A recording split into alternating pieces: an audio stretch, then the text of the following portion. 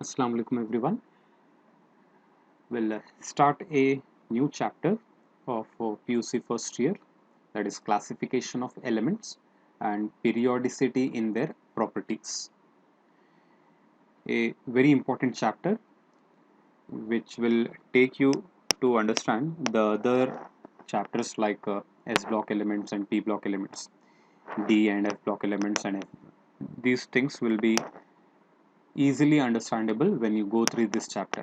बहुत ही important chapter है, easy भी है लेकिन important भी है, क्योंकि यहाँ पे अगर आपको पूरा समझ आ गया, एक introduction जैसा हो जाता है, बाकी के आगे के chapters आपको बहुत easy हो जाएंगे, वहाँ पे उनके properties understand होने में easy हो जाएगा आपको, right? So let's begin with part 1 in this session. Now first of all, when you talk about classification of elements, elements को classify क्यों करना है?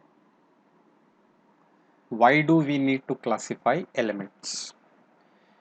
क्योंकि अगर आप देखा जाए, स्टार्टिंग पहले ज़माने में जो एलिमेंट्स थे गिने चुने थे, और ज़्यादातर गल्फ कंट्रीज़ में नए नए जो है एक्सपेरिमेंट्स कंडक्ट होते थे या फिर जो है डिस्कवरीज होते रहते थे। जो साइंटिस्ट थे कॉमनली उनको हम बोलते हैं एल्केमिस्ट। ओके, एक जुनून था कुछ ना कुछ नई चीज़ जो है डिस्कवर करना, एक्सपेरिमेंट्स करना, जंगलों में जाके या फिर खंडरों में जाके कुछ ना कुछ जो है नया नई जो है डिस्कवरीज करते थे। ओके, वैसे मोमेंट्स में इनको एलिमेंट्स के बारे में नॉलेज हो गया, ये एलिमेंट ये काम आ सकता है, ये एलिमेंट ये काम आ सकता है। ऐसे ही नए नए एलिमेंट्स उनको मिलते गए, तो जैसे ही उनके प्रॉपर्टीज़ थोड़े मालूम हो गए, तो पहले दो ही कैटेगरी थे, मेटल्स और नॉन मेटल्स। यानी कि जो भी सॉलिड सब्सटेंस था उसको मेटल्स बोल के नेम दे दिए, और जो भी गैशियस फॉर्म या लिक्विड फॉर्म में थे या फिर स्पेशली गैशियस फॉर्म में थे उनको नॉन मेटल्स का एक टर्म दे दिए, और इस तरह एलिमेंट्स को डिवाइड किया गया था। लेकिन जैसे ही नए नए एलिमेंट्स डिस्कवर होते जा रहे थे, एक तरह का कन्फ्यूजन क्रिएट होगा, क्योंकि नए नए जो भी एलिमेंट्स डिस्कवर हो रहे थे पहले वाले एलिमेंट्स ऑलमोस्ट दिखने में भी सेम दिख रहे थे और रिएक्शंस भी ऑलमोस्ट सेम हो रहे थे। इस वजह से एक कन्फ्यूजन क्रिएट हो गया। तो जितने भी साइंटिस्ट वगैरह थे, they decided that will go with some method or will come down to a solution for this। क्यों confusion जो हो रहा है इसको solve कर लेंगे, कैसा क्या करना है बोल के। Then they decided to classify these elements। they started grouping them together। जो भी same type के उनको एक अलग ग्रुप बना के, और दूसरे ऐसे जो भी एक एक सेम टाइप के ग्रुप सेम टाइप के एलिमेंट्स होते हैं उनके अलग अलग ग्रुप्स बना के सेपरेट करके उनको अंडरस्टैंड करने में आसानी होती है बल्कि ग्रुप्स बनाते गए, right. That was the main base of this classification, right. नहीं तो क्या हो जा रहा था, कौन सा एलिमेंट कौन सा है ये पता नहीं चल रहा था। दे वर अनेबल टू जज और identify easily which element is which element. जैसे कि सोडियम पोटेशियम ऑलमोस्ट दिखने में नजर सेम आते हैं, सिल्वरी वाइट अपीयरेंस है, तो सोडियम को सा है पोटेशियम को सा है, आइडेंटिफाई करना डिफिकल्ट हो जा रहा था, right. So that made them to classify the elements. पहली बात तो, जब पीरियोडिक टेबल की हम बात करते हैं तो यूज अलग अलग है, राइट। जैसे कि स्टूडेंट्स जो यूज करते हैं एलिमेंट्स के नेम, सिंबल, एटॉमिक नंबर देखने के लिए यूज करते हैं। टीचर्स की बात करते हैं तो ये सब साथ ही साथ एटॉमिक मास और कुछ और प्रॉपर्टीज जैसे कि साइज वगैरह डिस्कस करते हैं। साइंटिस्ट भी जो है यही चीज़ें देखने के लिए, रेफर करने के लिए यूज़ करते हैं। साथ ही साथ और थोड़े पीरियोडिक प्रॉपर्टीज़ है उनको याद रखने या फिर चेक करने के लिए पीरियोडिक टेबल का इस्तेमाल करते हैं। तो ज़रूरी नहीं है कि पीरियोडिक टेबल आपको जो है पूरे से परफेक्ट बाय हार्ट हो जाए। सिर्फ आप name, elements name, symbol, atomic number याद रहा तो बहुत काफ़ी है। इसके आगे जो भी प्रॉपर्टीज़ है आपको पीरियोडिक टेबल ही रेफर करना पड़ता है, राइट। स्टूडेंट से प्रोफेसर या साइंटिस्ट लेवल तक periodic table is must to refer, right. तुमको ऐसे पूरे प्रॉपर्टीज याद नहीं रहेंगे, आपको देख के ही कुछ चीज़ें सीखना पड़ता है, राइट। तो ये जो पीरियोडिक टेबल बना है ये पूरा पहले से ही क्लासिफाई करते करते, ग्रुपिंग करते करते जाने के बाद ये लेवल पे आया है। तो अलग अलग साइंटिस्ट ने अपने अपने हिसाब से अलग अलग कॉन्ट्रीब्यूशन दिया है, राइट। तो देखते हैं यहाँ पे पहले इसकी डिस्कवरी यानी कि जेनेसिस फॉर्म कैसे हुआ है। Who has contributed in the classification of these elements? One by one will go, right? Because when the elements discovery reached to around 30 to 32 elements, that was creating too much confusion. That time they decided that whatever elements are known, we'll divide them into different groups. अब जैसे कि school या colleges में भी हम क्या करते हैं, नीट बैच या JEE बैच, ये इससे ही पता चलता है group of students who are preferring only for medicine, NEET batch बन जाता है। कोई बाहर का एक इंस्पेक्शन को लगे आ गए तो आप इमीडिएटली बोल सकते हैं this is a NEET batch, बोलते उनको अंडरस्टैंड हो जाएगा, हाँ ये बच्चे जो है पूरा मेडिसिन को जो है एम कर रहे हैं। If we take to the JEE section, then he will understand that these are all preferring for engineering, यानी कि ये ग्रुपिंग हो गया। तो इसी तरह एलिमेंट्स को भी हम ग्रुपिंग करते हैं ताकि उनको पढ़ना आसान हो जाए, उनके बारे में पढ़ना आसान हो जाए, क्योंकि उनका एक नेम, एक कैटेगरी, उनका एक नेचर मालूम हो गया तो आपको बाकी पूरे एलिमेंट्स का नेचर भी इजीली पता चलता है। That is the main thing in the classification of these elements, right? So will begin with first the genesis of periodic table.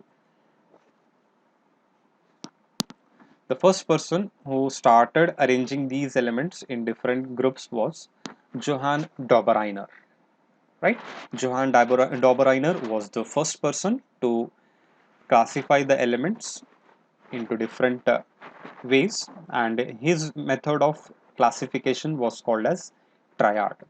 We call it as Johann Dobereiner's triad, and he gave a law called as law of triad, right? Triad के माने होते हैं set of three elements, right? Set of three elements is called as triad, and law of triad, according to Johann Dobereiner, it states that when elements are arranged in a set of three, they are first of all similar in their physical and chemical properties. The main important point is these are the set of three elements which are similar in physical and chemical properties. ये words बार बार repeat होंगे, इसका मतलब जान लो। Physical properties यानी कि इनका appearance, दिखने में कैसे हैं, लस्टर, शाइनिंग प्रॉपर्टी कैसी है। इसके अलावा कलर आ जाता है, या फिर इनका density, melting point, boiling point, ये पूरे क्या हो जाते हैं, फिजिकल प्रॉपर्टीज। केमिकल प्रॉपर्टीज यानी कि हाउ दे रिएक्ट, इनकी रिएक्टिविटी कैसी है, एयर के साथ कैसे रिएक्ट होते हैं, वाटर के साथ कैसे रिएक्ट होते हैं, या फिर कोई दूसरे केमिकल कंपाउंड के साथ कैसे रिएक्ट होते हैं, ये पूरा आ जाता है केमिकल प्रॉपर्टीज में, राइट? तो ये तीन एलिमेंट्स का सेट जिसमें तीनों एलिमेंट्स के फिजिकल और केमिकल प्रॉपर्टी सिमिलर है, सेम नहीं है, सिमिलर है, यानी कि थोड़ा कम ज्यादा variation, just slight changes will be there, या तो इंक्रीज होते जाएंगे या फिर डिक्रीज होते जाएंगे, डिग्रेडेशन रहेगा, इस तरह का जो है सिमिलैरिटीज रहे। सो तीन एलिमेंट्स को हम बोलते हैं triad, right?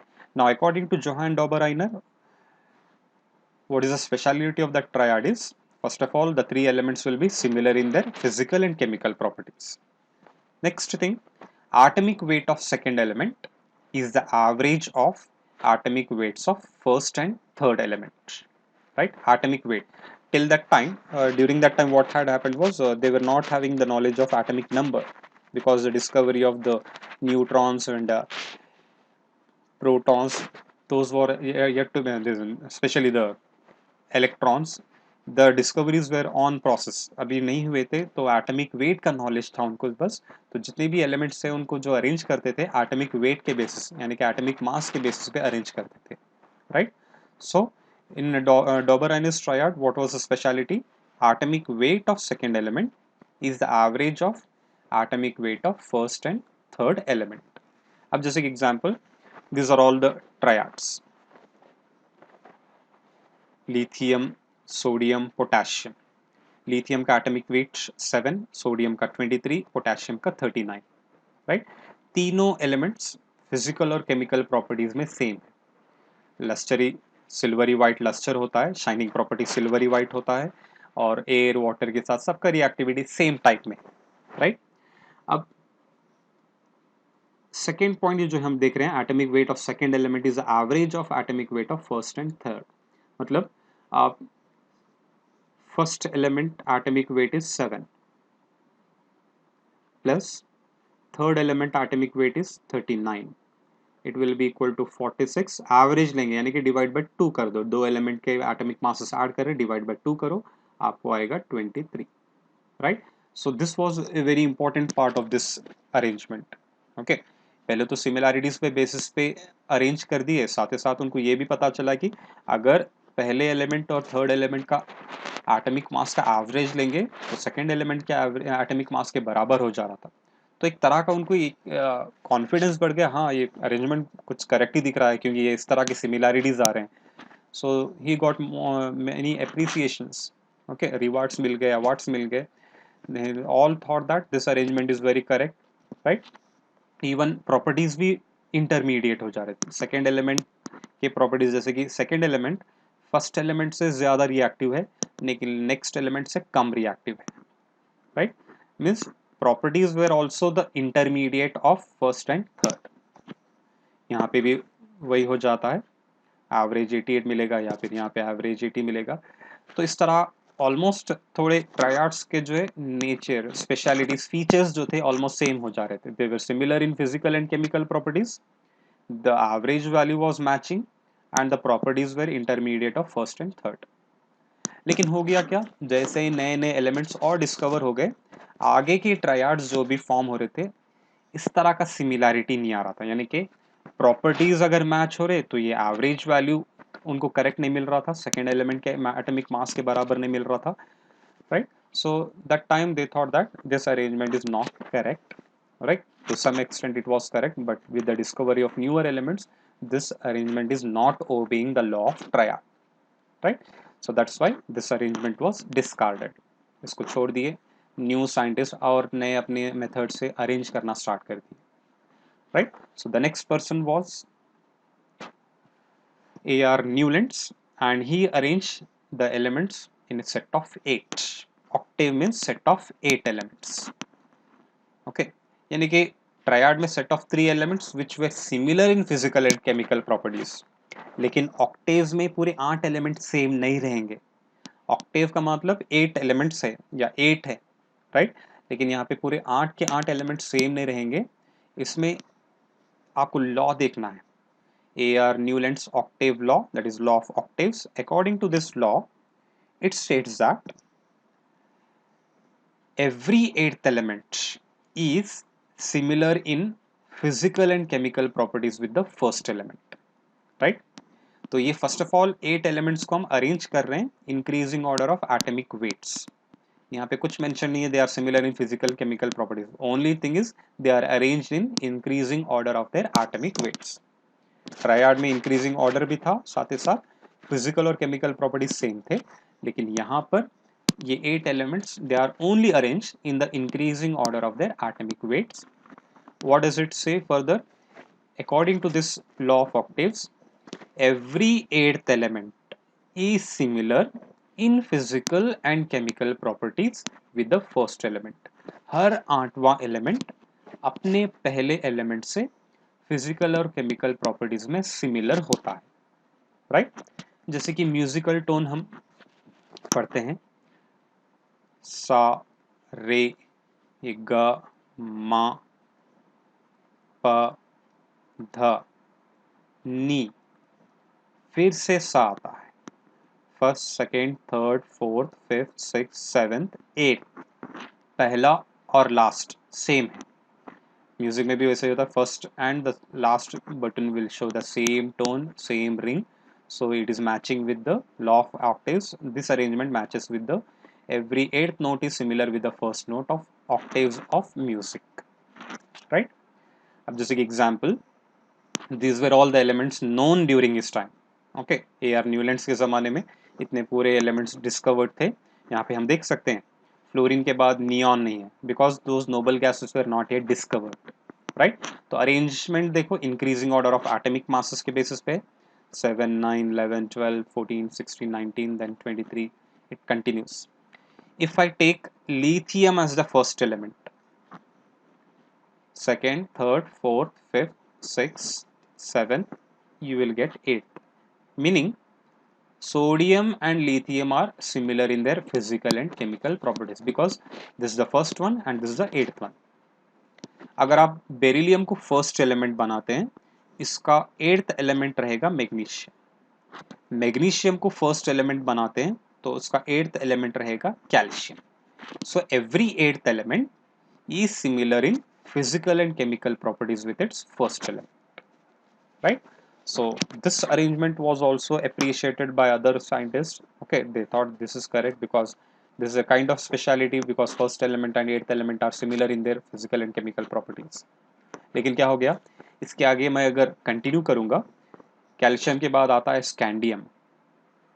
Scandium does not match with the properties of this aluminum and boron, even though charge may match, but the properties are much different, right? इस तरह आगे जो नए नए elements discover हो गए, ये speciality every eighth and element was not similar with the first element, right? Scandium के बाद आता है titanium. Titanium is not has that of silicon or carbon, right? So that's why this arrangement was discarded. Starting के elements में similarities मिलते हैं, बाद के एलिमेंट्स में सिमिलैरिटीज नहीं आते. ओके, इसके बाद one more scientist was there, AR this one Chankertis. Chankertis also he gave some typical type of arrangement in a cylindrical form. वो बहुत ही कॉम्प्लिकेटेड था, लोगों को समझ में नहीं आ रहा था, इसलिए शॉर्ट टाइम ही वो डिस्कार्ड हो गया. बाद में दो important scientist, Luther Mayer and Mitrai Mendeleev. Mitrai Mendeleev or Dmitrai Mendeleev, they are the main important persons, and among them, Mitrai Mendeleev is the important person who has contributed to the arrangement of this periodic table. You can call it as the father of periodic table arrangement. Luther Mayer was the first person. Luther Mayer ने क्या किया, जितने भी elements थे उनका arrangement एक graphical manner में, उनके प्रॉपर्टीज कंसिडर करके ग्राफिकल मैनर में अरेंज करना स्टार्ट किया. Means he was taking, here suppose these are elements, and here he took any of the property like atomic size or volume. He started arranging those all elements.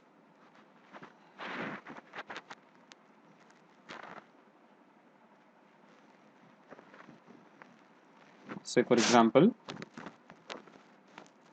when those elements were considered in the increasing order of their atomic weights, he got this type of pattern.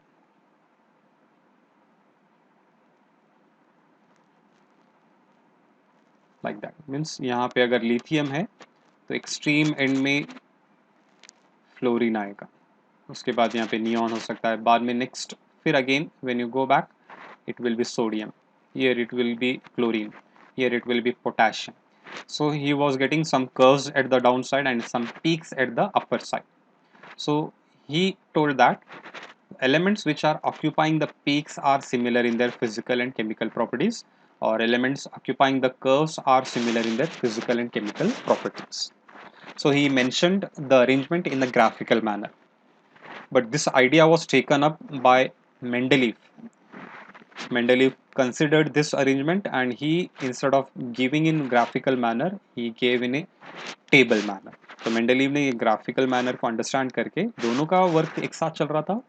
बाद में idea जो है Luther mayor, Mendeleev what he did was he continued the work of Luther Mayer, and instead of mentioning the arrangement in graphical manner, he went with the table manner, and he was very successful in arrangement of all the known elements during his time in a systematic manner.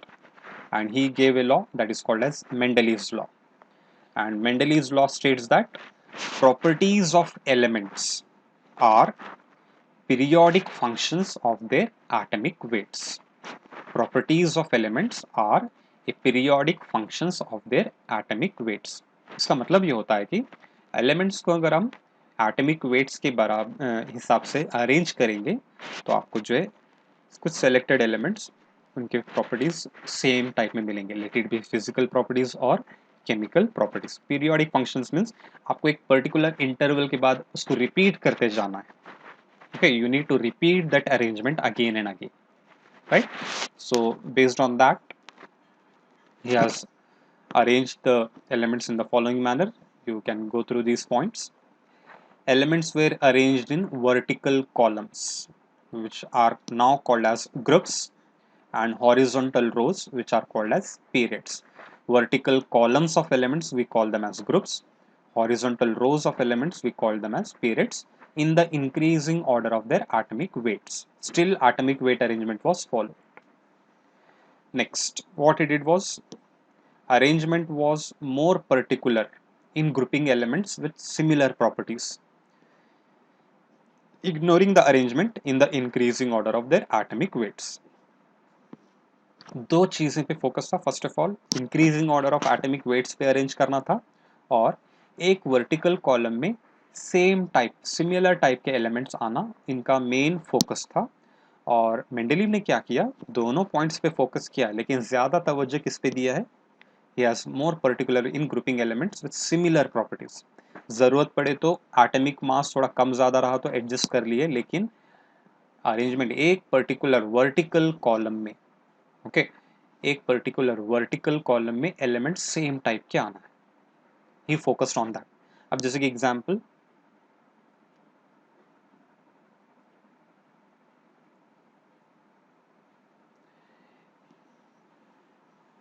when you go this through this periodic table, you can find over here iodine atomic mass is 127 and tellurium atomic mass is 128. तो atomic mass के हिसाब से iodine पहले आना था, बाद में tellurium आना था, लेकिन आयोडीन को बाद में रखा गया है क्योंकि आयोडीन के प्रॉपर्टीज इसके ऊपर वाले एलिमेंट से मैच हो जाते हैं और टेल्यूरियम के प्रॉपर्टीज इन एलिमेंट से मैच हो जाते हैं. तो जहाँ पे भी जरूरत थी एटॉमिक मास के अरेंजमेंट को इग्नोर करके ग्रुपिंग के ऊपर ज्यादा फोकस किया गया, यानी कि वर्टिकल कॉलम में सेम टाइप के एलिमेंट्स आए जैसा फोकस किया गया. सो that was the main thing done by Mendeleev. Iodine was placed after tellurium even though iodine is having less atomic weight. और सबसे और एक important contribution मेंडलीव का ये था कि undiscovered elements position and properties were predicted. Undiscovered elements यानी कि उस जमाने में जो भी डिस्कवर्ड थे उनका तो अरेंजमेंट हुआ ही हुआ, साथ ही साथ आगे इन फ्यूचर में अगर कोई डिस्कवर होने वाले एलिमेंट्स है उनका भी लोकेशन पहले से ही पता किया गया, यानी कि कहाँ पे आ सकते हैं और इनके प्रॉपर्टीज क्या हो सकते हैं, कितना वैल्यू हो सकता है, वो भी प्रेडिक्शन किया गया. That was the main contribution of Mendeleev. He was able to predict the position and properties of undiscovered elements. Like during his time gallium and germanium were not discovered. Gallium and germanium were not discovered, but he still left some gaps in between. When you talk about the periodic table, so in his periodic table what he did was, aluminium के नीचे gallium का position आना है, यहाँ पे जब gallium नहीं था तो ये एम्प्टी बॉक्स की तरह छोड़ दिया, और सिलिकॉन के नीचे भी जर्मेनियम जब अवेलेबल नहीं था, डिस्कवर नहीं हुआ था, उसको भी एक एम्प्टी बॉक्स की तरह छोड़ दिया. And he named gallium as eka aluminium and germanium as eka silicon. Eka aluminium यानी कि बिलो अल्यूमिनियम या same like aluminium, eka germanium below silicon और same like silicon, right? So that was the main contribution given by Mendeleev. He was able to predict the position and properties of undiscovered elements. So what was the gallium old name? It was called as Ica aluminum, and germanium was called as Ica silicon. So these were all the predicted and found properties. जैसे कि आप atomic weight देख सकते हैं, Mendeleev had told that gallium may have atomic weight in and around 68, but later on after discovery it was found to be 70, almost nearby. उसी तरह germanium का भी 72 प्रेडिक्ट करे थे, 72.6, ये तो बहुत ही क्लोज हो गया. इस तरह बहुत सारे प्रॉपर्टीज प्रेडिक्टेड वैल्यूज और finally calculated values were all matching, right? So that was the main contribution of Mendeleev. So this was his arrangement. Starting arrangement इस तरह का था, जितने भी एलिमेंट्स थे. Right now we don't follow this, but he has arranged all these elements in this manner. Later on, as soon as the discovery of these protons and electrons and neutrons was finalized, when they got the knowledge of this atomic number, okay, when they got the knowledge of atomic number, that is the presence of electrons around the nucleus, and presence of neutrons and protons inside the nucleus. Then Henry Moseley, he conducted some X-ray experiments and he found that accuracy was more when they considered atomic number arrangement compared to atomic weight. Elements का arrangement हम atomic number के हिसाब से करेंगे तो और ज़्यादा accurate arrangement मिलेगा कंपेयर टू एटॉमिक मास के arrangement. Then he just modified the Mendeleev's law as properties of elements are periodic functions of their atomic numbers. This is called as modern periodic law, right? Only what the change has been done is all elements were earlier arranged in the increasing order of their atomic weights. Now all elements are arranged in the increasing order of their atomic numbers, right? Properties of elements are periodic functions of their atomic numbers. This is called as modern periodic law, right? क्योंकि periodic table में दो elements ऐसे मिल सकते हैं जिनका atomic mass same है, लेकिन आपको दो element ऐसे नहीं मिलेंगे जिसका atomic number same, right? No two elements will have the same atomic number. Remember, हर एक element के लिए एक यूनिक एटॉमिक नंबर है, सेपरेट एटॉमिक नंबर है. दो एलिमेंट्स का एटॉमिक मास सेम हो सकता है, जैसे कि आप ले सकते हैं आर्गॉन और कैल्शियम, दोनों का हम एटॉमिक मास 40 लेते हैं, लेकिन दोनों का एटॉमिक नंबर अलग अलग है, राइट? तो इससे क्या हो जाता है, और एक प्रॉब्लम भी सॉल्व हो गया. आयोडीन का एटॉमिक नंबर और टेल्यूरियम का जो एटॉमिक मासेस थे, एटॉमिक मासेस की वजह से वो आगे पीछे हो रहे थे, लेकिन एटॉमिक नंबर के बेसिस पे वो करेक्ट आ जाएंगे. टेल्यूरियम का एटॉमिक नंबर है 52, आयोडीन का एटॉमिक नंबर है 53. That problem is also solved, right? So what are the specialities of this Moseley's modern periodic table? Let's see. Again the same, vertical columns of elements are called as groups, right? तो groups बहुत important है. Group एक ऐसे set of elements यानी कि vertical arrangement में होता है जिसमें एलिमेंट्स के प्रॉपर्टीज, फिजिकल और केमिकल प्रॉपर्टीज सेम होते हैं. Group indicates family of elements with similar physical and chemical properties. Remember this point. A group is a family of elements with similar physical and chemical properties. Horizontal rows of elements are called as periods. Okay, horizontal rows of elements are called as what? Periods.